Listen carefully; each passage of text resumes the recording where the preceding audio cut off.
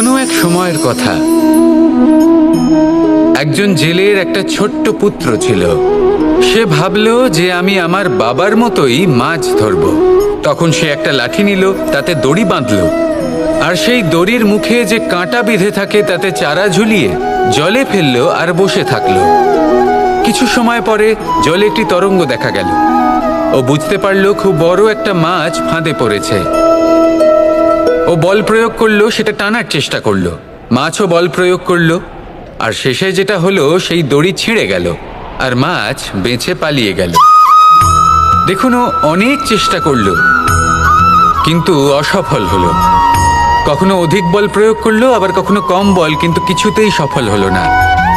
ও পঞ্চমবার প্রচেষ্টা করলো, না বেশি বল প্রয়োগ করলো না কম, ততটাই বল প্রয়োগ করলো যতটা পর্যাপ্ত, ঠিক ততটাই বল, যতটা বল সেই মাছ প্রয়োগ করলো। আর শেষ পর্যন্ত জীবনে প্রথমবার ও মাছ ধরতে সফল হলো। এবার এই কথার সারমর্ম কি? ভারসাম্য। এটাই হলো জীবনের সবথেকে বড় নিয়ম। আমাদের সবার জীবনে সমস্যা রয়েছে, কখনো মন দিয়ে ভেবে দেখবেন। জীবনে যদি কোনো ক্ষুদ্র সমস্যা বা ছোট সমস্যা থাকে আর সেটা সমাধান করার জন্য আপনি বেশি চেষ্টা করছেন, তাহলে তার দ্বারা সমাধান হয় না, বরং আরও বিপদ বেড়ে যায়। যখন কোনো বড় সমস্যা থাকে আর আপনি কম চেষ্টা করতে থাকেন, তখন সমাধান হয় না, তা চলতেই থাকে। শুধু এটাই হলো ব্যাপার। জীবনের সমস্ত সমস্যার একটা ভারসাম্য বজায় রাখা, যদি এটা আপনি শিখে ফেলতে পারেন, জীবনটা আপনার হাতের মুঠোয় থাকবে। আসুন আমার সাথে ভালোবেসে বলুন, রাধা রাধা। আমরা কখন উচিত কাজ করি, কখন অনুচিত কাজ করি, কখন পুণ্য করি আর কখন পাপ করি, কখন ন্যায়ের পথে চলি আবার কখন অন্যায়ের পথে চলি, তা দুজন ব্যক্তি বুঝতে পারেন, পরমাত্মা আর অন্তরাত্মা। এবার প্রত্যেক মুহূর্তে কি হয় পরমাত্মা সবই জানেন, তার কাছে কিছুই গোপন নয়। কিন্তু প্রত্যেক মুহূর্তে আপনার কি করা উচিত সেটা উনি এসে আপনাকে বলতে পারবেন না। সেই জন্য আমাদের ভেতরে অন্তরাত্মা আছে, আমাদেরই চেতনার একটি অংশ। একবার চোখ বুঝে দেখুন, অন্তরাত্মার মধ্যে নিমজ্জিত হয়ে ভাবুন আর বোঝার চেষ্টা করুন। এই অন্তরাত্মা সবসময় আপনাকে শুভ কাজ করার জন্য প্রেরিত করেন আর অশুভ কাজ করা থেকে বিরত করেন। এই অন্তরাত্মার কথা মানতে থাকুন, পরমাত্মা সবসময় আপনার কাছেই পাবেন। আসুন আর আমার সাথে ভালোবেসে বলুন, রাধা রাধা। মানুষের জীবনে দুই ধরনের আবেগ থাকে যা চিরকাল তার সাথে বসবাস করে। প্রথম, স্বপ্ন। দ্বিতীয়, অজুহাত। মানুষ হাজার হাজার স্বপ্ন দেখতে পারে। আমাকে এই কাজ করতে হবে, আমাকে ওখানে ঘুরতে যেতে হবে, আমায় জীবনে এই অসম্ভব কাজ বাস্তবায়িত করে দেখাতে হবে, আদি ইত্যাদি। এবার ঠিক যেমন স্বপ্ন দেখেন, সেইভাবে অজুহাতও খুঁজে নিয়ে আসেন। আমি এই স্বপ্ন পূরণ করতে পারলাম না, কারণ আমাকে কেউ সাহায্যই করল না, কারণ আমি দুর্বল হয়ে পড়েছিলাম, কারণ আমার কাছে সময়ই ছিল না, আদি ইত্যাদি। এবার সাফল্য এবং অসফলতার মাঝখানে এই ধরনের সংঘর্ষ হতে থাকে। সাফল্য তখন লাভ করা সম্ভব যখন আপনার স্বপ্ন আপনার অজুহাতের থেকে অনেক বড় হয়, আর অসফলতা তখন পাবেন যখন আপনার অজুহাত আপনার স্বপ্নের থেকে অনেক বড় হয়। আপনি যদি সাফল্য লাভ করতে চান, তাহলে চেষ্টা করতে থাকুন, পরিশ্রম করুন। যদি অসফল হন, তাহলে ভয়ভীত হওয়ার কোনো প্রয়োজন নেই। নিজের ভুল বুঝুন, তাকে শুধরে নিন, আবার চেষ্টা করুন। কিন্তু যদি নিজের জীবনে অজুহাত নিয়ে আসেন, তখন স্বপ্ন কখনো পূরণ হবে না। আসুন আমার সাথে ভালোবেসে বলুন, রাধা রাধা। এমন কিছু রয়েছে মানুষের মনে, তাদের জীবনে এমন এক আবেগ যা সর্বজন বিদিত, যা সবাই জানেন যে উপস্থিত আছে। সেটাকে আমরা সমস্যা বলে থাকি। এমনিতে আমরা সকলেই জানি যে এমন কোনো গৃহ নেই যেখানে মৃত্যুর ছায়া পড়েনি, এমন কোনো বৃক্ষ নেই যার দ্বারা ওষুধ তৈরি সম্ভব নয়। এমন কোনো অন্ন নেই যা সময়ের সাথে বিষ বা অমৃতে পরিণত হতে পারে। এবার এই সমস্যাগুলি কোনো ব্যক্তির জন্য সমস্যা হতে পারে, কিন্তু নিজে থেকে এরা কোনো সমস্যাই নয়। এরা আসে আমাদের সাহায্য করতে, আমাদের কিছু শেখাতে। আপনি নিজেই দেখুন, পর্বতের শিখর থেকে কোনো এক পাখি পড়ে গিয়ে নিজের প্রাণ ত্যাগ করলো। সেটা কখন সম্ভব? যখন সেই পাখি ওড়ার চেষ্টাই করে না। তখন যখন কোনো ব্যক্তি জলে পড়ে যান এবং ডুবে গিয়ে নিজের প্রাণ হারান, এর সম্ভাবনা কখন বেশি থাকে? যখন সেই ব্যক্তি সাঁতার কাটার চেষ্টাই করেন না। তখন এই সমস্যা প্রত্যেকের জীবনে থাকবেই, কিন্তু এটা মনে রাখা প্রয়োজনীয় যে কোনো সমস্যা পরিস্থিতির কারণে সমস্যা হয়ে ওঠে না। এই পরিস্থিতি যখন আমাদের সামনে আসে, আমাদের তা কঠিন মনে হয়। আমরা নতমস্তক হয়ে পড়ি, ভয়ভীত হয়ে পড়ি, তার সম্মুখীন হতে পারি না। তখন তা সমস্যার রূপ নেয়। দৃঢ় হয়ে দাঁড়িয়ে থাকুন সাহসের সাথে, এই পরিস্থিতিগুলির সম্মুখীন হন। দেখবেন সমস্যা কখন সাফল্যে পরিণত হবে আপনি জানতেই পারবেন না। আসুন আমার সাথে ভালোবেসে বলুন, রাধা রাধা। এই সমগ্র সংসারের সবথেকে গুরুত্বপূর্ণ ব্যক্তি কে? স্বয়ং আপনি। নিজের জন্য তো বটেই, তাই না? কারণ যখন আপনি জন্মগ্রহণ করেন, নিজের চোখ খোলেন, এই সংসারে আসেন, তখনই তো এই সংসারকে আপনি দেখতে পান, অনুভব করতে পারেন। এখানকার আবেগ, এখানকার মানুষজন তখন থেকেই অনুভব করেন। যদি আপনি না থাকেন, তাহলে এই সংসারের অস্তিত্ব আপনার কাছে শূন্যের সমান, তাই না?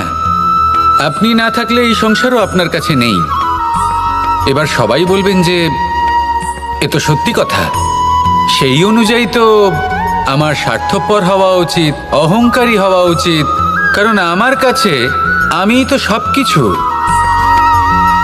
দৃষ্টিভঙ্গি পাল্টে দেখুন, আপনার কাছে সবথেকে বেশি গুরুত্বপূর্ণ ব্যক্তি কে? আপনি নিজেই। সেই মানুষটি কেমন হওয়া উচিত একটু ভেবে দেখুন। সবসময় সকলকে সাহায্য করুন, একসাথে মিলে পরিশ্রম করুন, সাহায্য করুন অন্যদেরকে। এটা অতি আবশ্যক। এবং তার থেকেও বেশি গুরুত্বপূর্ণ হলো এটাই যে আপনার মনে যেন কখনো এই বিষয়ে ভয় না থাকে যে আমি আমার প্রিয়জনদের, আমার কাছের মানুষগুলিকে হারিয়ে ফেলব। এই ভয় কখনোই মনের মধ্যে থাকা উচিত নয়।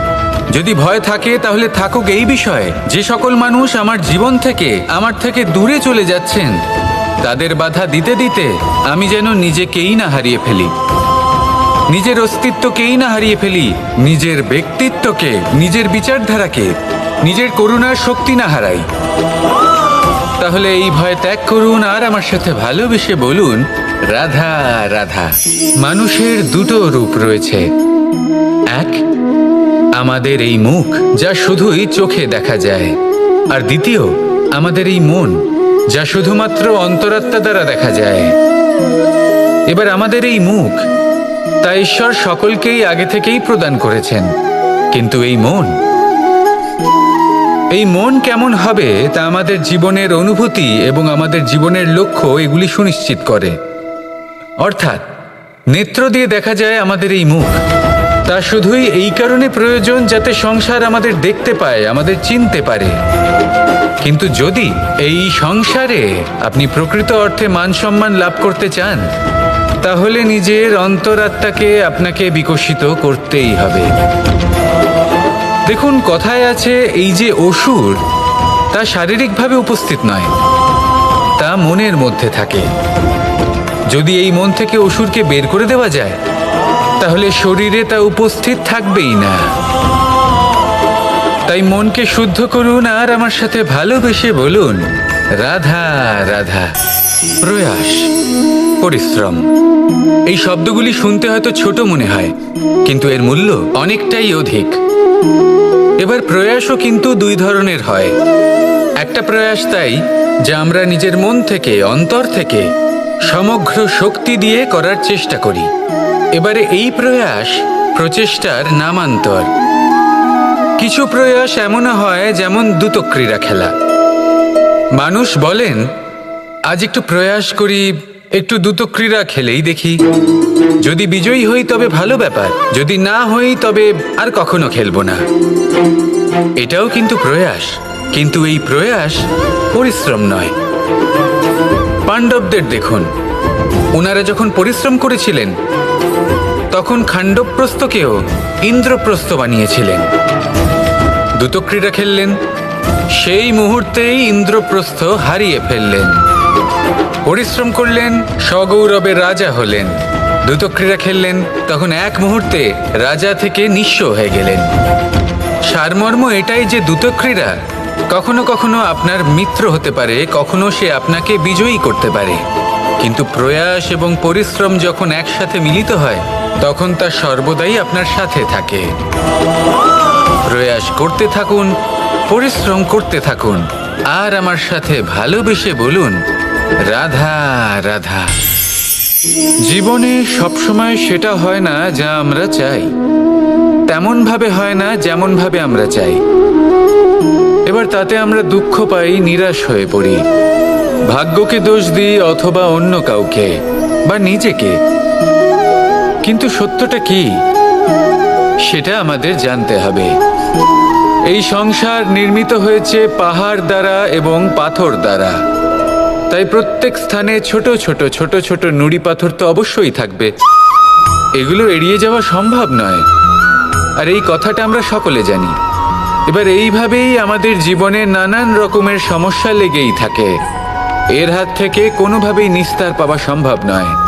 একটা সমস্যা এড়াতে যান, দ্বিতীয় চলে আসবে, দ্বিতীয় সমস্যা এড়াতে যান, তৃতীয় চলে আসবে। কিন্তু সমস্যা জীবনে থাকবেই, আর আপনাকে সাহায্য করার জন্যই থাকবে কোনো না কোনো রূপে।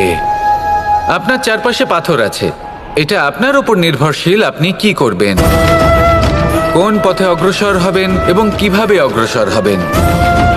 এবার দেখুন, এটা তো সবসময় সম্ভব নয় যে আপনার পদতলে ফুলের চাদর থাকবে, এটা তো অসম্ভব। সেই জন্য উচিত এটাই হবে যে আপনি পাদুকা পরিধান করে জীবনে অগ্রসর হন। এর সারমর্ম এটাই, যখনই জীবনে সমস্যা আসবে দৃঢ় হয়ে সম্মুখীন হন এবং এটা বোঝার চেষ্টা করুন যে এই সমস্যা জীবনে কেন এলো, কি শিক্ষা দিয়ে গেল। আপনার মধ্যে দোষ অবশ্যই থাকবে, তাকে গুণে পরিবর্তিত করুন। এই জীবন আরো বেশি সহজ সরল হবে এবং প্রসন্ন হয়ে বলবে, রাধা রাধা।